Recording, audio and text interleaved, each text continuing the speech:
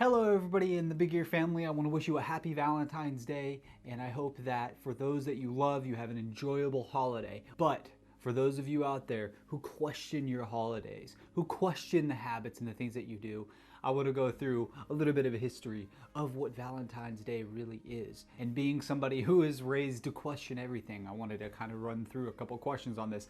I might be watching a little bit too many mysteries at the museum, but I want to know where our Valentine's Day comes from and why we celebrate these things. Now, you might be saying to yourself, well, he looks like the kind of guy who doesn't have a Valentine's, and well, you'd be right. However, I do want to understand the reason why so many of us go out and celebrate this holiday. I want to dig deep. I want to uncover the roots of this holiday. So let's get our Sherlock Holmes. I don't know if that applies here. Anyways, let's get our holiday detective hats on and let's uncover the secrets of Valentine's Day. So every February 14th, all over the world, Valentine's Day is celebrated. It's a celebration of one another, and at the root of it, it's a very human thing to do, but it does stem from a mystery. It stems from the legend of Saint Valentine. Who is it? Is it just one? Is it multiple ones? Well, according to history.com, the Catholic Church recognizes at least 3 different saints, named either Saint Valentine or Valentinus. They were all martyred, and there's one legend that believes that Saint Valentine was a priest who served during the 3rd century in Rome. He disagreed with Claudius II, who had outlawed marriage for young men. Valentine then ran away and continued to perform marriages for young lovers, but when his actions were discovered, he was ordered to be put to death. It also reports that he was killed helping Christians escape Roman prisons where they're beaten, tortured. And it also said that he was imprisoned and sent the first Valentine. And now, to be fair to all sides, there are some deviating opinions of what the origins of Valentine's Day are. And according to history.com, some believe that Valentine's Day is celebrated in the middle of February to commemorate the anniversary of Valentine's death or burial, which is said to occur around AD 270. Others claim that the Christian Church may have decided to place St. Valentine's feast day in the middle of February in an effort to Christianize the pagan celebration of Lupercalia, celebrated at the Ides of February, or February 15th. Lupercalia was a fertility festival dedicated to Faunus, the Roman god of agriculture, as well as the Roman founders Romulus and Remus. And to begin the festival, members of the Luperci and order of Roman priests would gather at a sacred cave where infants Romulus and Remus, the founders of Rome, were believed to have been cared for by a she-wolf or lupa. They'd sacrifice dogs, and they'd strip goats' hides, and then they would dip them in blood and slap women in crop fields with the goat hide. And then, according to legend, the young women in the city would place their names in a big urn. The city's bachelors would each choose a name and become paired for the year with his chosen woman. These matches then also ended in marriage. And so you can see the origins of how these Valentines are starting to occur. Lupercalia survived the initial rise of Christianity, but it was outlawed as it was deemed unchristian at the end of the 5th century. It was outlawed when Pope Gelasius declared February 14th St. Valentine's Day.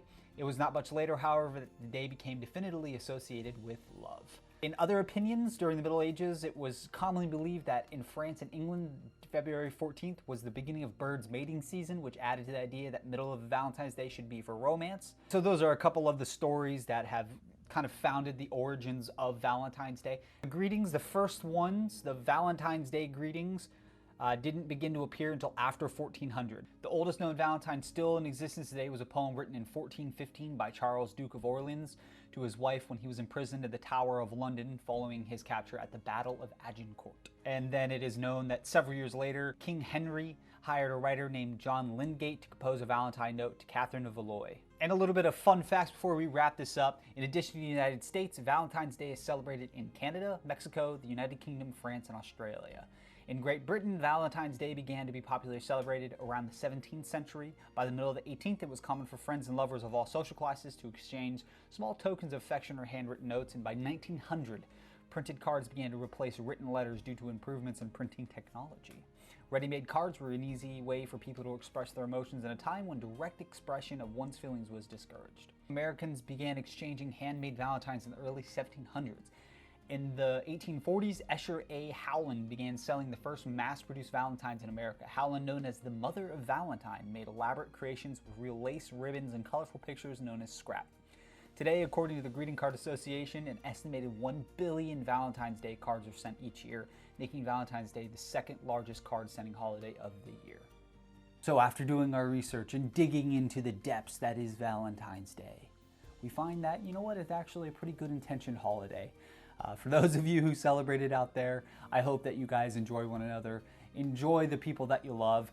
We love you guys, and we want to thank you guys so much for doing business with us. I hope you learned something today. I'll have a clickable link below on the website that you can just go through and you can read through it, and you can just enjoy it, enjoy one another. And that's what we're here for, right? We're here to just enjoy one another. And that's what our principles here are at Big Ear. We're a family-based business, and we want to just be able to help people. We want to give our love to other people. We want to be able to express our love through helping people protect their ears. I think on a Valentine's Day, it's important to take a look at what love is and see that it can be seen in so many different lights. It doesn't have to just be a romantic love. It can be a love for others. It can be a friendship, a kinship.